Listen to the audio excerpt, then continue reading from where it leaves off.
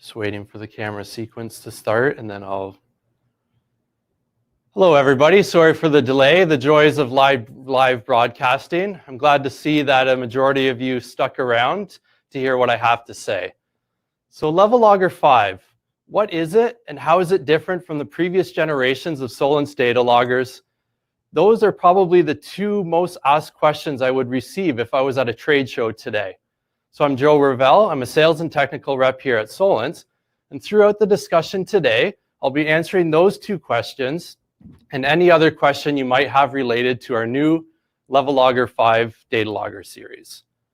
So on the screen, you can see all of the various models that make up the L5 series.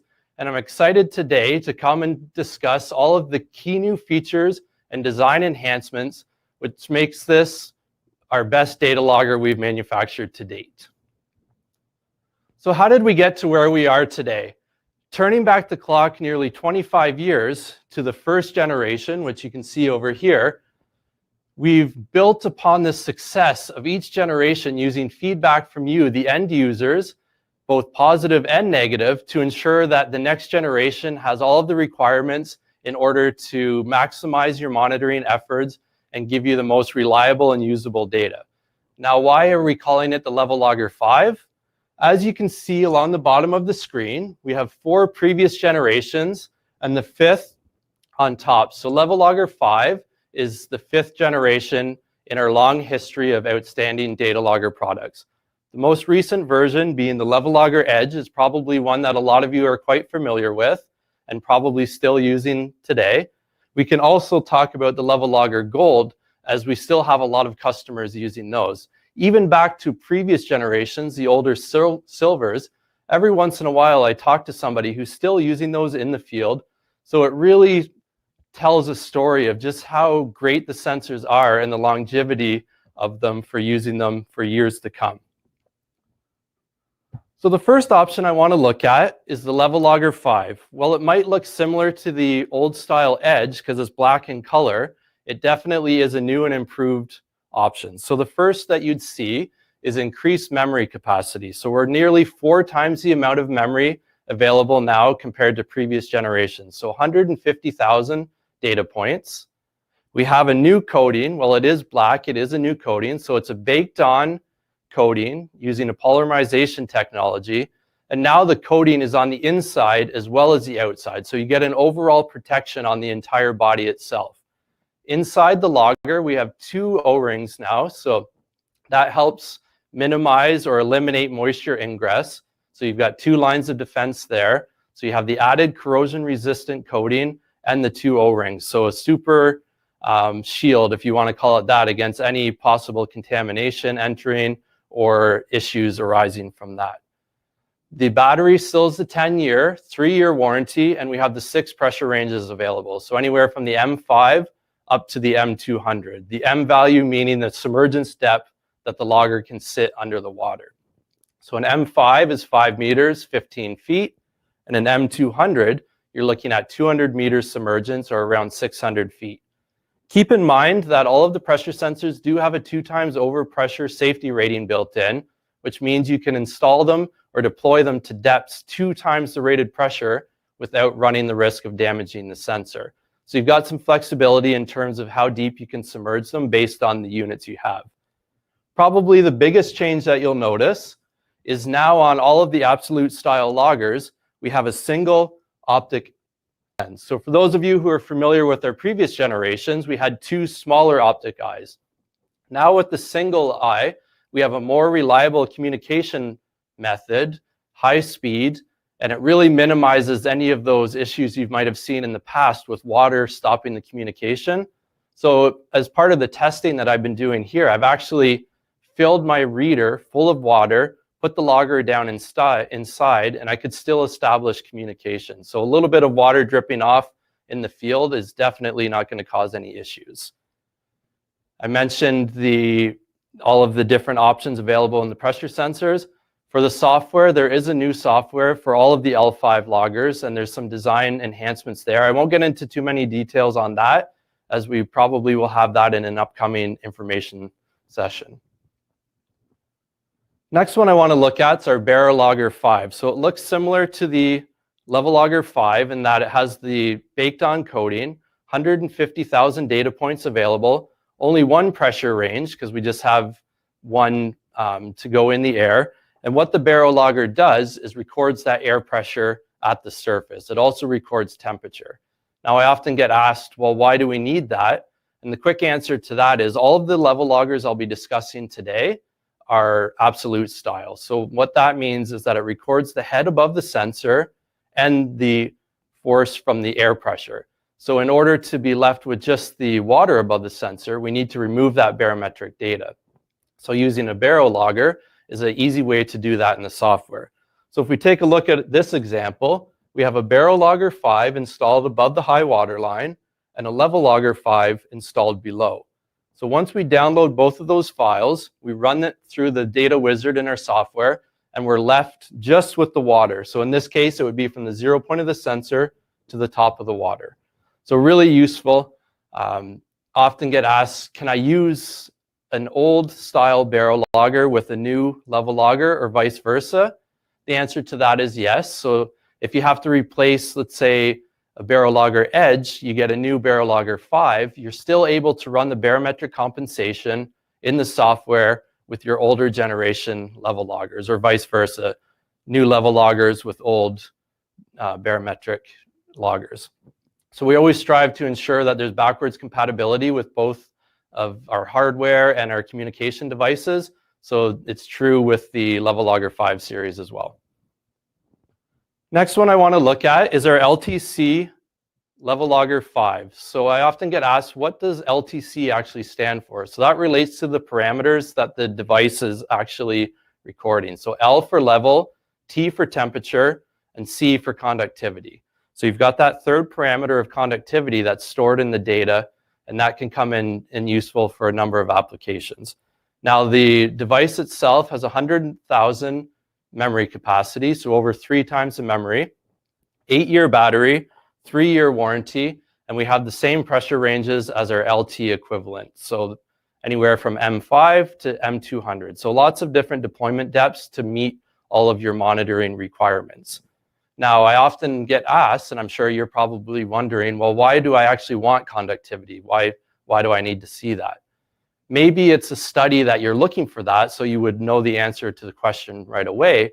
But if not, a nice example would be in a groundwater well. Maybe you're at your house and you're wondering if what's happening next door, maybe it's fracking or something like that. You want to know, is that causing any issues with my drinking water? So using an LTC, you're able to see that change in conductivity if anything does occur, and that might trigger a further investigation to see what's happening. Another one that this is used a lot in is saltwater intrusion. So if you want to start seeing that barrier of fresh water and salt water, doing a profile with the LTC, getting that conductivity value, you can see where that interface is between the two. So you can start mapping that out. Another one that I've dealt with somebody recently is a tracer study test. So you're putting the tracer in your injection site, and then down gradient, you have a monitoring well. So you can see when that conductivity change occurs, so you can start calculating flow paths and transmission time. So lots of options of why you would use an LTC. Next one I want to look at is our Levelogger Junior 5. So again, similar to the previous style Juniors in that it has the stainless steel body, shorter overall length. So depending on the requirements of how much space you have for the length of the logger, this might be a better option for you because it is shorter than the other options we've looked at. Memory capacity has been bumped up to 75,000. It has a single optic eye, so you're taking advantage of that high-speed, reliable communication option. 1-year warranty, 5-year battery, and it has 2 pressure ranges, so M5, M10, again with that 2 times overpressure rating, so shallower submergence, but you're still getting a very accurate, reliable data logger. Now, why would you use a Junior instead of an Barologger and Levelogger 5? Well, the quick answer to that is if you don't need all of those added features that are in the Levelogger 5, so that's the baked-on coding, the higher memory capacity, longer battery life, then the Junior is great for that. Also, if budget's a concern or you're working on a tight budget, the Levelogger Junior 5 is a more economical option compared to the other options we've looked at. So you're still able to obtain that high quality data and instrumentation at a lower cost. So lots of options depending on what configuration you're looking for. On the bottom here, you can see our biofile screen, and that's useful and can be used on any of the devices that I'm talking about today. So let's say you're installing the device in a marine environment where you have potential for marine growth to start making a home on the side of the pressure sensor. So the copper rings that you can see here will help minimize that growth. So if you're interested in learning more about that, if you look on our website, we have a nice case study example showing a Levelogger that had a biofile screen compared to one that didn't. And you'd be amazed at the difference between the two. So the one without had a lot of mussels and mollusks and everything growing, and the one with the biofile screen looked almost identical to the day that it was installed. Okay, so all of the options I've talked about up to this point have been our absolute styles. So just a refresher on that, records the head above the sensor as well as the air pressure. So you do need to run that barometric compensation. The next two options I'll be discussing are our vented or gauge sensors. So the main difference between the two is that a vented sensor has a cable with a vent tube running up to the surface, and that's open to the atmosphere. So what happens is any air pressure change translates down through that vent tube onto the pressure sensor. It's doing a real-time calculation, and you're left just with the head above the sensor. So that's all I want to explain with the difference. If you have questions between the two, just let me know offline, or a quick search, you can see the difference between an absolute and gauged or vented and non-vented sensor. So the LevelVent is the first one I want to talk about. If you're familiar with our previous generation, the first thing you're going to notice is now it has the black coating. So we've got that baked on coating outside and inside. Data logger memory capacity is now 150,000. So that's up again almost 4 times the amount. 10-year battery, 3-year warranty, and we have the same pressure ranges available as the previous generation. So that's M5, M10, M20 with the 2 times overpressure rating as well. Now those are shallower options, and that blends nicely into the typical use or sweet spot for a vented sensor. So I often get asked, well, why would I use vented over non-vented? If you have a shallow application where there's not a lot of level change, those types of applications, you'll typically get a higher accuracy with the vented sensor compared to an absolute style. So shallow applications, let's say a stream bed that doesn't have a lot of water, a vented works well for that application. Second option we have is our AquaVent 5. So the sensor itself will look pretty much identical. The only difference on the outside, pardon me, it will say AquaVent 5 instead of LevelVent 5. Inside is different. So with the LevelVent, the batteries and the memory are all up in the wellhead, which you can see on the screen. So you have a wellhead that sits at the surface, user replaceable batteries, and everything downhole is really just a dumb sensor if you want to look at it that way. So the wellhead pings, takes a value, stores it up at the surface. 3 pressure ranges available with the AquaVent as well, so M5, M10, M20. Vented cable for both options available up to 500 feet, so depending on how much depth to water you have, you can run down to get to where the water is. I often get asked, well, why would I use one over the other? Quick answer to that is, are you using third-party telemetry? Do you need to connect to SDI 12 or Modbus? If the answer is yes to either of those questions, you'll be looking at the AquaVent. So we have the added connection point for the increased communication protocol to allow third-party connection. If you're using any of our telemetry or download options, USB, a couple of the other ones I'll be discussing here shortly, you can use the LevelVent. Now, by all means, you can still use the AquaVent for all of those communication options, but that's a nice way to distinguish between the two. And the last one I want to talk about is our Rainlogger 5. So this is used to connect to a rain gauge tipping bucket. So if you have rain gauge tipping buckets out in your monitoring location and you want to automate the recording of those, if you connect the Rainlogger through the software, you can set a rainfall constant. So each time the tip is recorded, when you download the data, that number of tips will be converted into an actual rainfall amount. So with the Rainlogger 5, we do have the single optic eye, so that reliable high-speed communication, 100,000 data points. Something that comes up often is, well, why would you actually want to have a rain gauge on site? So if you want to start relating or correlating the data from your Leveloggers to rainfall events, it's a nice way to automate using the same download options, same software. You can start tying that all together. So you can start looking at rainfall events compared to stream discharge, for example. So you can see the timestamps in both and start calculating that. Or maybe you want to look at level changes within a well to see if the rain is actually replenishing that. Then you can start using those all together. So the Rainlogger is a real nice add-on or complement to an existing network if you're already familiar with our data loggers. So now we've looked at the new features of all of the options. How do we actually communicate with them? So the first one I want to look at is our App Interface 5. So for those of you who have current app interfaces, no difference in terms of the hardware. There is a different label on the front now to say Levelogger 5, but you can still keep using that. The only thing you'll need to do is update the app either on your iOS device or Android device. And in today's day and age, automatic updates pretty much happen anyways. So if you have those devices already, chances are they've updated to the most recent version. And that just allows you to take advantage of the Levelogger 5 and the additional enhancements that relate to the various models that I've talked about.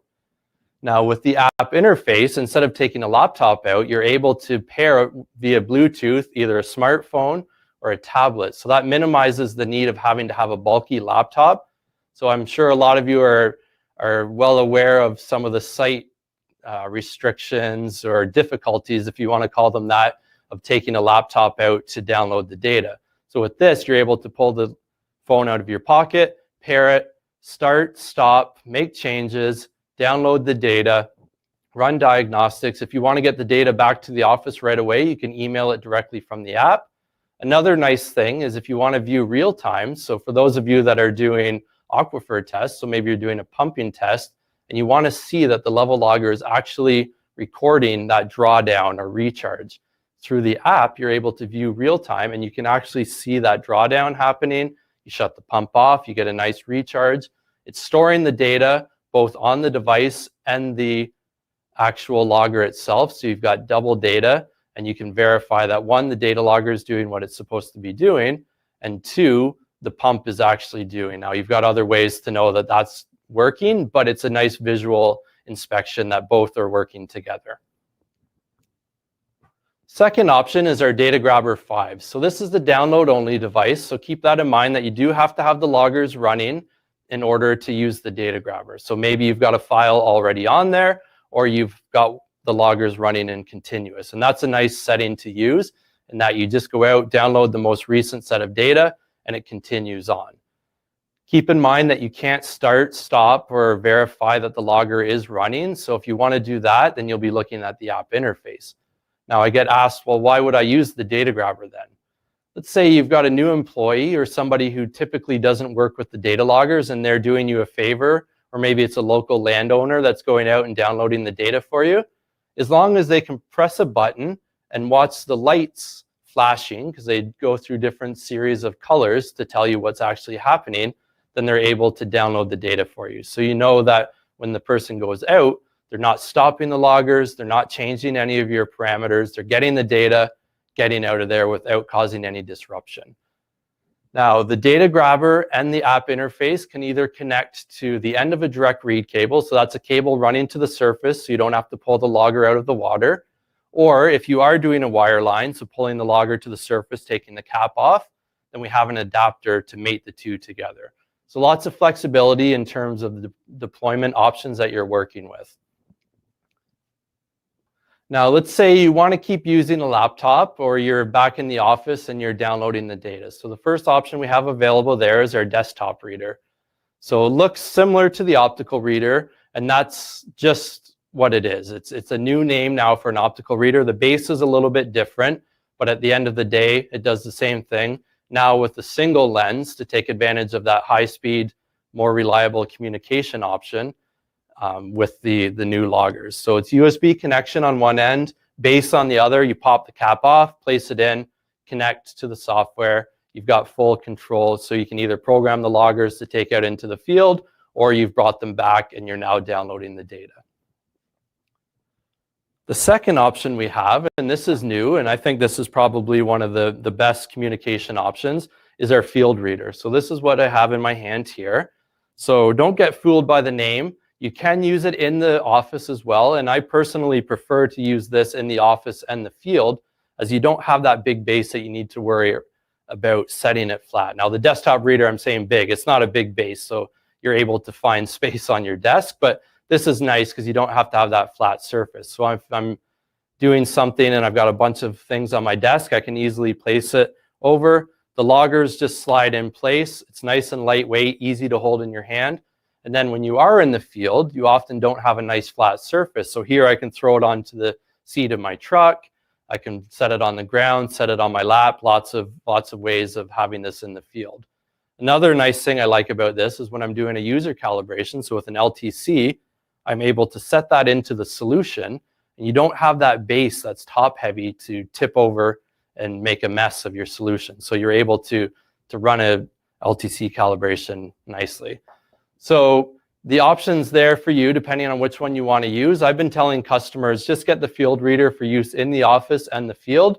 But obviously, at the end of the day, you can use either in either application. So lots of flexibility there. Now, I'm sure a lot of you are watching and thinking to yourselves, well, I have all of this Edge hardware. Does this mean now I have to buy all new L5 cables and readers? No. So as I mentioned earlier, we do always try to strive to ensure backwards compatibility so you can continue using, because we do know that they're long life. So we want to make sure that you're able to keep using the investment that you've made, but maybe add on some new products. So the first adapter I want to look at is our L5 to Edge DRC, which is this one here. And you can see it on the screen. What that one does is takes a single lens of an L5 logger and pairs it with the double eye, so here, 2 eyes and 1, to use with existing Edge hardware. So in this example, I have direct read cables, and maybe I've updated my Levelogger. So maybe it's run the course of its duration and I want to replace it, or I want to take advantage of the new features of the L5. So I've purchased that. But I still want to keep using my existing Edge direct read cable. So as you can see here, direct read to adapter to Levelogger 5. Same thing can be said over here. If I want to keep using my existing Edge optical reader, I have my Levelogger 5 adapter and optical reader. So it's just making sure that you can keep using that in the field. Now you might be asking, do I need these adapters if I'm buying everything new? No. So this is only for existing hardware to ensure that you can mate old with new and new with old. The second option that I want to talk about is the Edge to L5 DRC adapter. So a quick way to remember what the adapters do is reading left to right. So this is an Edge, so that will be down hole to the upper part, which is L5. What this one does, it's taking a single lens to a double, but in this case, I have existing Edge data loggers, and I've decided I actually want to take advantage of having direct read cables, so I don't have to pull them out every time. So I purchase a new L5 cable to use with my existing Edge data loggers. So we have our yellow direct read cable, which some of you probably have yellow Edge cables. We made the change recently to a more abrasion resistant material. So you'll see it's a lot more flexible, feels just softer to the touch, but it is more abrasion resistant. It has less memory on it. So maybe you've seen in the past that you've bent it and it kind of keeps that bend. This new cable isn't as susceptible to that. So here we have the new cable, single optic eye adapter to go to the double.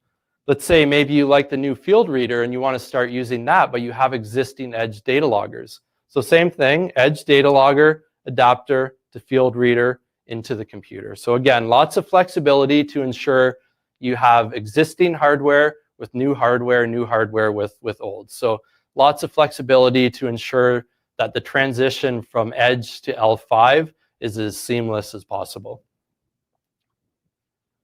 Okay, well, hopefully everybody has a better understanding of what the Levelogger 5 series has to offer and that you can see benefits right away. I know we are shipping and we're getting some hands-on with customers. So just to summarize, the biggest changes are memory capacity. So we've gone 3 to 4 times the amount of data being able to store on the devices. The coating, so we've got that baked-on coating outside and inside, so you've got that extra layer of resistance for corrosion. We have the double O-ring to help minimize or eliminate moisture ingress. So we want to keep water out, so we've got 2 layers of defense there. The single optic eyes for more reliable communication, and our software. We have some enhancements in the software that work with Levelogger 5. Again, I'm not getting into details on that, as we will be discussing that in future technical discussions. But for now, that gives a nice summary, hopefully, of Levelogger 5. So I'm going to see if we have any questions coming through. Okay, so I see some PFAS questions. So the coating that we're using is a PTFE-based coating, so it's PFAS-free. I know that I almost get asked daily, does our equipment have PFAS? No, it doesn't. The coating we're using here doesn't. So that's going to satisfy a lot of those questions that regulators are coming up with, or maybe you're looking for that. You don't want to be introducing instrumentation into the ground. So you can rest assured that the Levelogger 5 and our other equipment is free of all that. So I see some questions about Edge and when they'll stop being produced. So as of September 1st, we have been taking orders and shipping Levelogger 5. So as September 1st forward, everything will be Levelogger 5. So again, that's why we have the adapters. If you need to start using new with old, we have those adapters. So that's part of our discussion when we're talking to customers and they're buying new equipment. We need to know, what do you already have, just to ensure that everything communicates properly together. Again, if you're working fresh, new, those adapters will not be required. Okay, so shipping, some questions on that, and pricing. The pricing I won't touch on here. We can have those discussions offline. But in terms of lead time, there has been a high demand in the new products. So we're working as quickly as we can to get orders delivered. As I mentioned, we're shipping them every day now, so customers are getting them. So we're falling back into our regular lead time. So if you have more specific questions on quantities, reach out offline and I can give you a more detailed exact date. But we are shipping every day our new L5 items. So I see a couple questions about the app interface. What's the difference between the previous and the new? Hardware, again, as I mentioned, is staying the same. It's only the app device that you have on your phone. So if you're taking advantage of the new L5 or you're getting L5 loggers, you'll just have to update to the most recent app version. And again, that's typically done by auto updates on your device, so you might already have the newest app. The hardware, if you had an app or even a DataGrabber for that matter, you can keep using old and new. So there's lots of backwards compatibility there. So some questions here on water level meters. So they're unfamiliar with the data loggers, asking, do we still need to have a water level meter? Yes, you should have both. So if you're deploying level loggers, we recommend taking a manual measurement once you have the units installed. And same thing for when you go to download the data, take another manual measurement, and you're doing that for a couple reasons. The first is to verify the data that's actually getting recorded on the level logger to make sure that everything looks okay. And then 2, if you want to translate that level that's being recorded to an actual real world value, you can use the manual measurement, let's say reference point top of casing, we have a known depth to the top of the water. In the data wizard, we're able to apply all of those to take a level to, let's say, elevation reference to the top of the casing. So definitely a good idea to have both. And I'm sure a lot of you are aware that we do manufacture water level meters as well. So if you want to have the discussion on those, we'd be glad to talk about all of the high quality options we have there.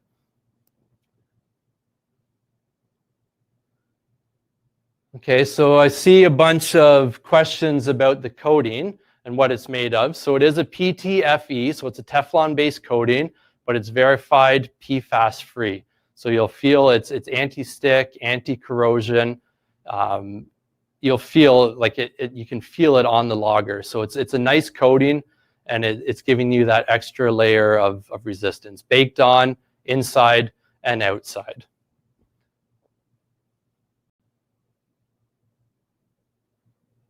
Okay, so I see some other questions that might be a little more suited to an offline discussion. So I will, again, I have those recorded. So either myself or one of my colleagues will reach out to make sure that those are answered. So if I didn't get to your question now, don't worry. We will get back to you and give you those detailed specifics. So if you do have questions that weren't typed in here, or if you want to have a discussion, give us a call, or our general email is listed here. instruments@solinst.com. That will go to the receptionist, and she'll forward it on to the appropriate person. You can reach out to any of our social media outlets, so Facebook, Instagram, all of the platforms. Definitely give those a like if you haven't already, as we're releasing useful information such as the release of Levelogger 5, case studies, new products, as I mentioned, any software updates. We're putting that information on there because we think it's useful, and hopefully everybody also thinks it's useful.